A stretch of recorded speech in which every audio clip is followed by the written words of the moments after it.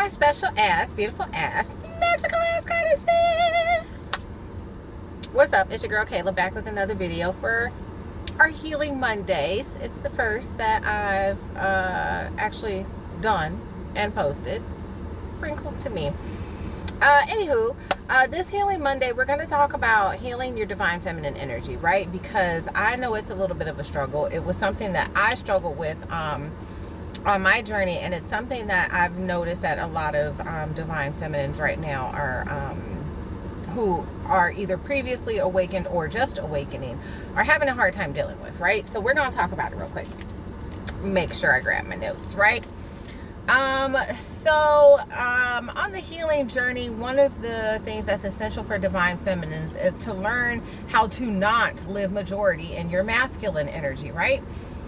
This is of no fault of your own that you have become accustomed to kind of living in this energy, right? I remember very clearly at one point I was like trying to like go through the journey, like, where did I pick up these habits? Like, why is this just like so instilled in me? Besides the fact that I realized it was super instilled in me from attending college, because you know college is just pure indoctrination. But the minute I asked that question, my guides pointed me to the Destiny's Child song that I loved growing up called Independent Woman. And I was like, oh yeah, like that whole, like, as a woman, you have to be self-sufficient, don't depend on anybody, don't rely on anybody, do it all for yourself type of mentality. And I was like, oh wow, okay, that's where that comes from.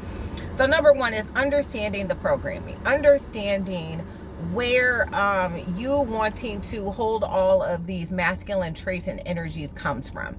And more than likely, when you start kind of looking back on your life and the things that you've been told and fed and family habits and, you know, things that friends do, just all these things that you start to see and notice, you'll notice a pattern and you'll understand that it's more of programming as opposed to how you actually feel. So I think a really good example too is this whole debate that took place not too long ago on the internets, where most debates take place, oddly enough. Anyway, there was a picture posted of a actress by the name of Emma Watson, and I saw the picture first, and when I looked at the picture, I didn't even recognize her until I read the caption and was like, Emma Watson. And I was like, damn, what happened to her? And I went through and I started listening to the video, what it was talking about, and it was talking about how feminism aged her. And I was just like, yes, I am here for this fucking conversation. Like, for real. At the end of everything, once I had understood my programming, where it came from, why I held this mentality, I realized, like, why would anybody want to do this? Because it's so fucking exhausting. Excuse me, divine femmes. But yeah, like, I was literally, totally, completely, utterly exhausted, right? And by the time I started kind of coming to all of these little realizations, I was like, this really isn't for me. This really isn't for me, because this is supposed to feel empowering. I'm supposed to feel like I'm getting things done. I'm supposed to feel like I'm a mover and I'm a shaker and I'm making shit happen. When in actuality, the only thing I want to do is sit my black ass down because I'm fucking tired. Like, I realized out of all of that had taken place and everything that I had done and all this masculine energy that I have been exuding, it didn't do anything but completely make me exhausted, right?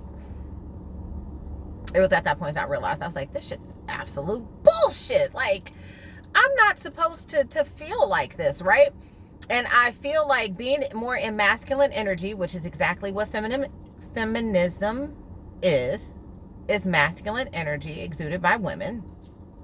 I mean, like, she looked like she had been drugged through the depths of hell. And I was like, baby girl, you couldn't tell after year 5 that this just was not working for you? Like, something in you did not agree with what you were doing and what you were saying and the actions that you were portraying out into the world. Baby girl, what are we doing? I completely felt exhausted by feminism. And at one point, I did identify myself as a feminist. I absolutely positively would not do that nowadays, but this is a different story, different chapter, different book. Anyway, but when I did identify myself as that, I did feel completely exhausted, overwhelmed, just feeling like I had to be Captain Save a Hoe and everything and everybody was a hoe. Like it was too much. So understand that programming and kind of learn to adjust it, and ask yourself, does this ring true for me? Am I comfortable acting in these ways that society is telling me that I need to as a woman? And I can utterly and completely tell you, like, no. I like being in my feminine energy. Like, ugh, it's so peaceful. Don't get me wrong, I can turn the masculine on, but it's about creating that balance where you're really not exuding too much of either one, which lately I've been, hella in my feminine energy, and I don't feel like doing shit. I just like, I'm just gonna relax and be a queen for a day. But yeah, no, balance is key. Not too much, not too little. So that's the first thing, understanding the programming. Second thing, divine feminines, booskies, I need y'all to learn how to receive, right? Please don't think that I am being hypocritical or anything like that when I tell you I am preaching to the motherfucking choir. I'm preaching to the choir. This is something that I have struggled with very much so in the past. And when I tell you the divine brought me down to my knees in order for me to be able to learn how to receive, like, y'all, like he was just like, you're down, you're up here, and I need you down here. Like, it was not just a part of my humbling process, but just, a way to show me that it is not wrong to be able to receive, because sometimes that is your divine birthright. I'll tell you guys a story, right? So I have a really good friend, and we were eating, we hadn't seen each other in a while. We used to work together. I no longer work there, but she just went back to work there. So it's like, I'll come see you on your lunch break. We'll chop it up like we used to. So I'm like, what are we eating for lunch? And I go pick up lunch and I bring it back. And not long after I meet, and I get a text message of a Cash App sent to me. And I was just like, girl, like, ain't nobody asked you to send me that Cash App for lunch. Like, that was on me. But I know that she has a hard time being in the energy of receiving because she is so used to giving. And I wasn't even mad at her because I could resonate with that so much. Like, it is something that seems so simple, but is so hard, especially for divine feminines, because we are very nurturing by nature. It is not hard for us to give. We have no problem with giving. But you try to give us some shit and we're just like, no, I don't deserve it. I don't need it. I'm okay. I'm good. And it's just like, spirit is like, no, you have to learn how to receive. During this whole process, I remember time and time again just asking my guys, like, what is it that I need to do? What is it that I'm missing? And I would have dreams about it. I would get the answer in meditation. And I mean the literal answer, where all I would hear is receive, receive, receive, receive. And they still be like, Spirit, what does that mean? Like, that type of vibe, right? What it is that you need to learn how to be able to do, your ancestors, your guides, your angels, the divine will always lead to you and show you what it is that you need to learn how to do, right? I remember at one point, like, I was getting dreams about getting money from men. And the first time it happened, I was a little confused by it because it was like a dream that it was like from an ex. And I was like, okay, that's weird. But then I just kept having the same dream in different scenarios with different men who I could always like see their physical physique, but I could never see their face. But it'd always be the same thing, like us being in an environment talking at some point, and then at some point they just give me money. And after about the third time I had that dream, I woke up like I got pretty woman syndrome. Like, Spirit, what this? Like, I don't understand. Make it make sense, Spirit. And it was just like them kind of preparing me, because I had that journey, or that I'm sorry, I got distracted. Text message.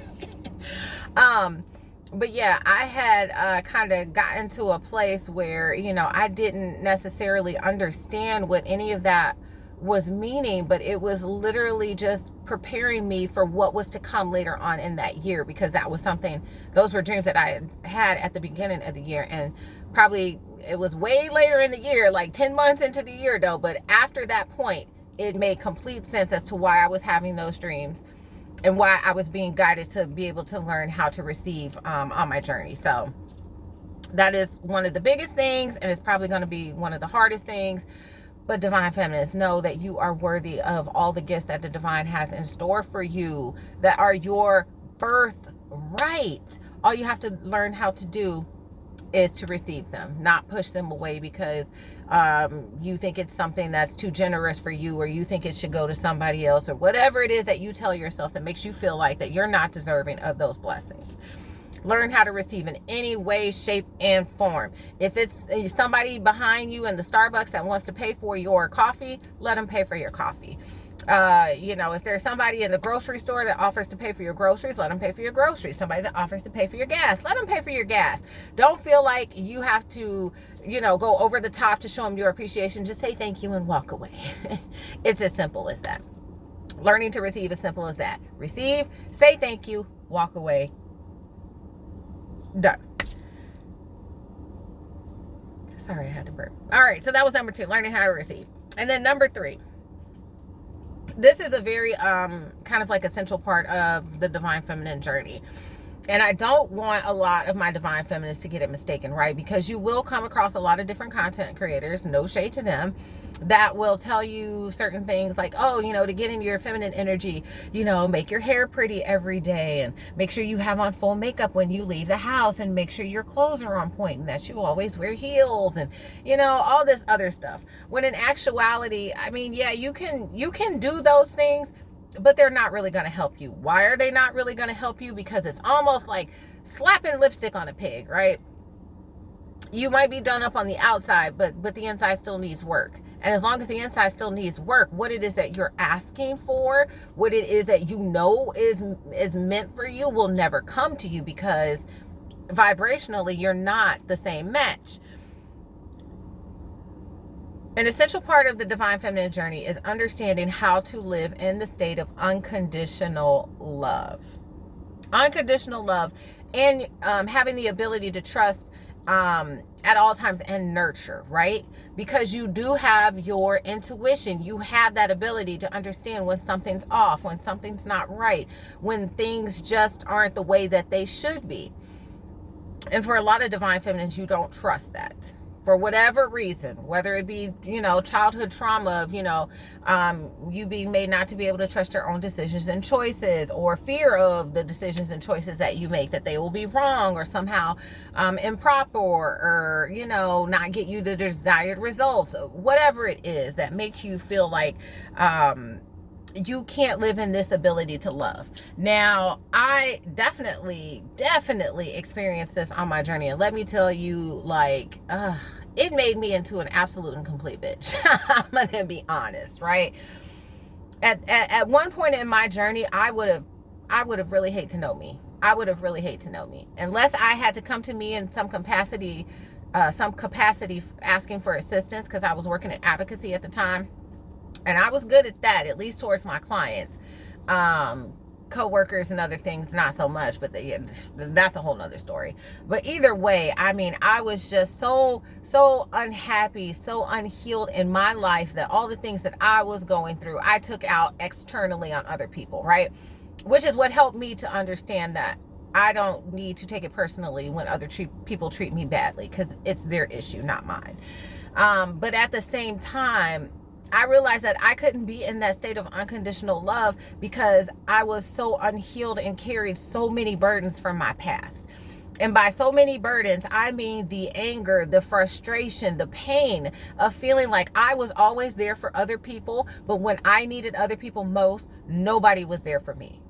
And that's a very large burden to deal with, divine feminine. And it is a burden every last single divine feminine will deal with.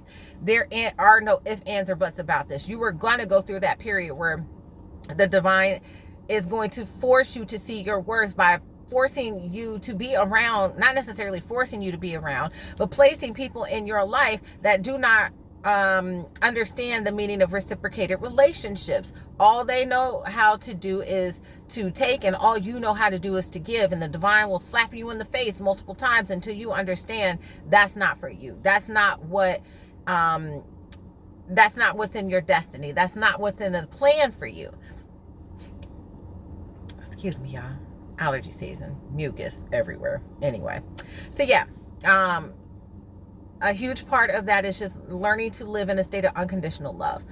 When I tell y'all, I have been fucked over, forgotten, just all kinds of shit. And I can't even tell you, I mean, it's been everybody, friends, family members, you name it. I've had to cut them out of my life at some point for some reason. And it was often due to an issue of not getting as much as I was giving. And doing this because I still had these people around, even though I realized that our relationships were not reciprocal. I kept them around for, oh, it's family, you can't cut family off, or, oh, you've known this person for this long amount of time. Like, there were reasons that I was justifying still keeping these people in my life, even though keeping them in my life made me miserable and angry. Until I realized, like, why am I sacrificing so much of myself for them? And I eventually ended up cutting every last single one of those people out of my life. But what I did was I did it in love. And not to say that, I still talk to them every day. Like, no, I'm very specific with who I share my energy with. But what I will tell you is just I've released it. I don't hold on to it. I'm not like, oh, so-and-so did this to me and so-and-so did this to me and fuck them. I ain't fucking with them. Like, no, it ain't even like that. Like, I wish you all the best in life. And in the words of Tupac, I still hope you eat, just not at my table. Like, y'all know I'm a Libra. Like, off with your head. When we're done, we're done.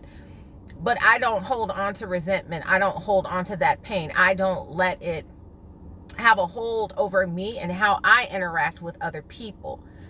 Most importantly, I don't let those interactions with them perceive how other people will see me, because I am carrying these weights and these burdens around.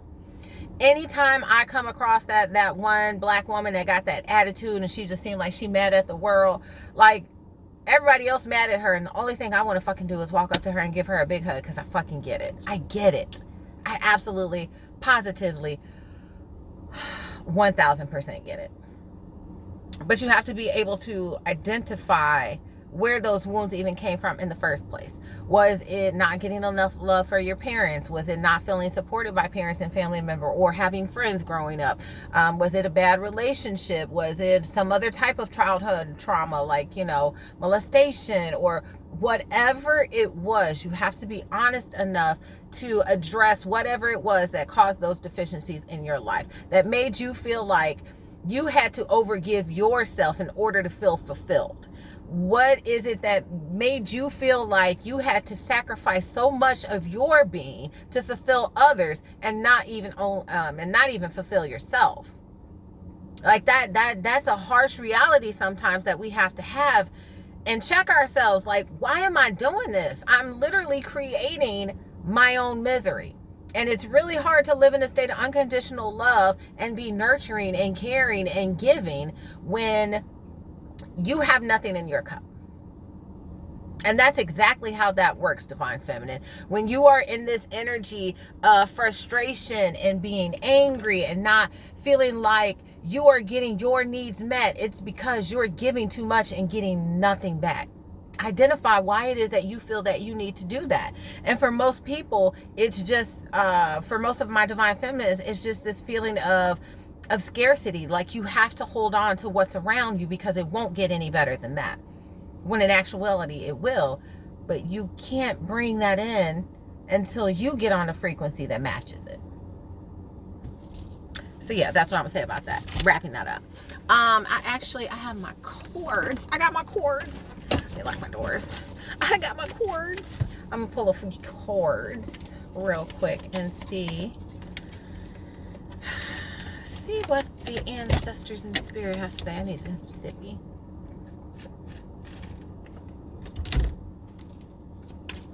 I don't know what it is lately. I have been so thirsty. So thirsty. But yeah, hopefully, divine feminines, you understand that this journey, especially the part that encompasses learning how to balance your masculine and feminine energies, starts with you understanding what's you and what's not. Like, what's really in your nature, what you really feel comfortable with, how you really want your life to be, how you really want it to go, versus what society tells you it should be, how it should go. Like, don't get me wrong, I thoroughly enjoy doing things, making boss bitch moves and, working and things like that. But then again, I also enjoy sitting at home baking shit. And that's okay. It's all about the balance that I want to achieve in my life. Not, society telling me that I have to be a 50-50 provider in the household and I have to work just as much as a man does. Miss me with that programming. She don't resonate with it. I don't resonate with that anymore at all, in the least bit. Find what resonates for you. I'm tired of being overworked and underpaid. I don't know about y'all divine feminists, but I ain't going for it no more. All right, Spirit, what messages do we have to give to my divine feminines? Okay, so we have surrender. I can release my need to control.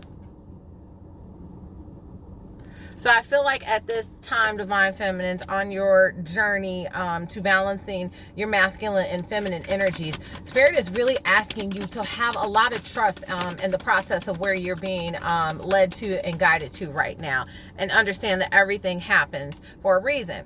Loneliness. I know that I am never alone.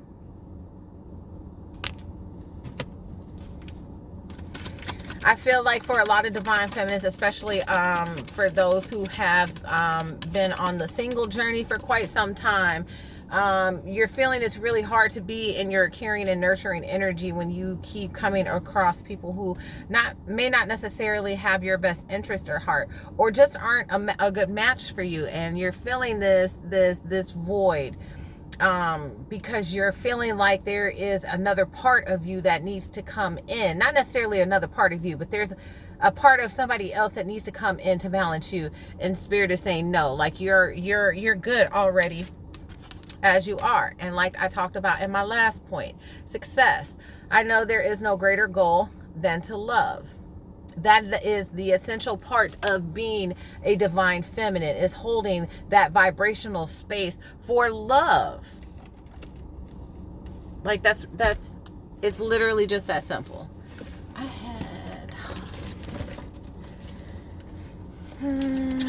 want to see real quick.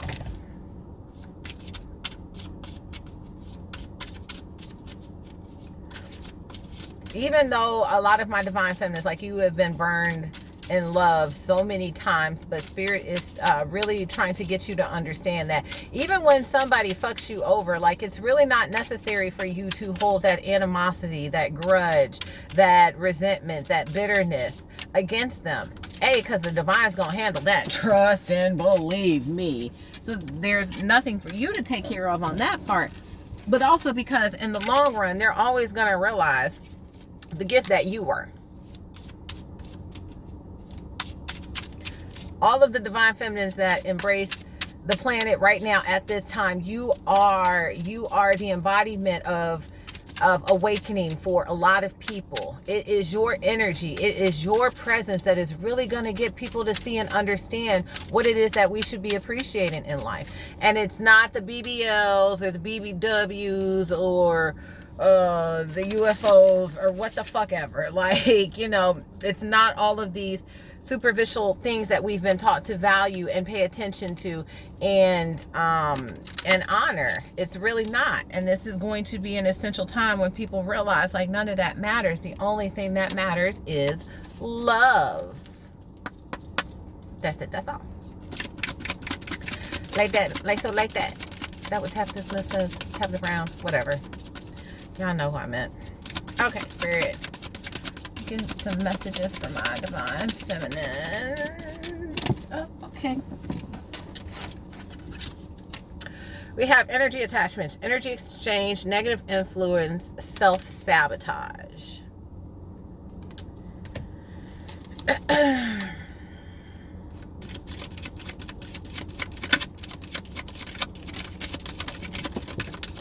like for a lot of my divine feminines, this negative influences, like there's something about the environment that you stay in, the people that you hang around, the company you keep, that's basically, it's almost like siphoning your energy is what I'm hearing. It's siphoning your energy.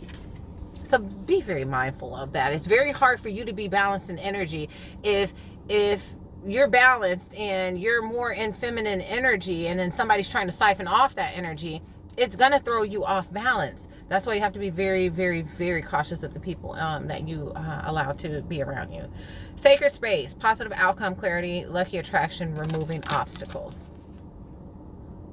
This is what comes, divine feminine, when you are able to live in that feminine energy. Why? Because divine feminines do not chase, they attract. And I feel like for a lot of my divine feminines, there are things that you have been wanting to come towards you, that you've been hoping to have and achieve, and it's just not been happening, and you've been trying to figure out why. And yep, I am kidding. That's why.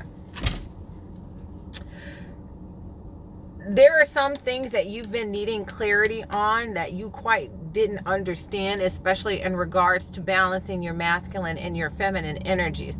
But there is clarity coming through in regards to that. And for a lot of divine feminines, I'm picking up that clarity that you're getting is going to be a result of you finding out about an old wound that you didn't even realize was a wound, but things being brought back up to your attention is triggering the fuck out of you, and you're like, where did this come from? And then you're just like, all right, we're just gonna work it on out. So I'm getting a lot of, once you are able to balance out these energies better, you're going to know when you're balanced out, because magically things are just going to start coming to you. And when I tell you I've been through this, and